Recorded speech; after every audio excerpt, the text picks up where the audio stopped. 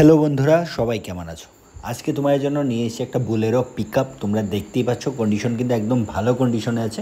আবারও বলতে এটা কিন্তু 2020-এর লাস্টের, ঠিক আছে। 3 বছর 11 মাস হয়েছে গাড়িটার বয়স, ঠিক আছে। আর গাড়িটা কিন্তু খোয়াইয়ে আছে, তাই যাদেরই দরকার তোমরা খোয়াই থেকে গাড়িটা নিতে হবে। আর দেখে নাও কন্ডিশন কিন্তু একদম ভালো কন্ডিশনে আছে গাড়িটা। আর একটা কথা বলে দিই, গাড়িটা কিন্তু রিফাইন্যান্স করিয়েও কিন্তু নিতে পারবে তোমরা। রিফাইন্যান্স অ্যাভেলেবেল আছে এই গাড়িতে, ঠিক আছে। রিফাইন্যান্স কত দিতে হবে সব কিছু তোমাদের আমি ডিটেলসে বলছি।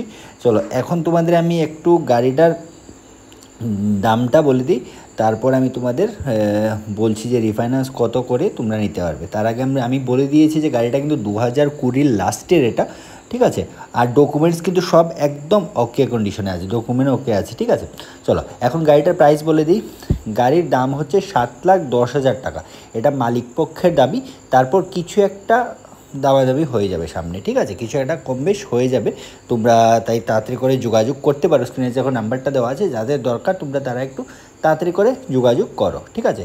কেউ যদি আবার বলে দিই, কেউ যদি রিফাইন্যান্স করিয়ে নিতে চাও তাহলে 1 থেকে 1.5 লাখ টাকা দিলেই বাকিটা রিফাইন্যান্স হয়ে যাবে, ঠিক আছে। বুঝতেই পারছো, 1 থেকে 1.5 লাখ টাকা দিয়ে কিন্তু তোমরা গাড়িটা নিতে পারছো। তাই যাদের দরকার একটু তাড়াতাড়ি করে স্ক্রিন নাম্বারে যোগাযোগ করো।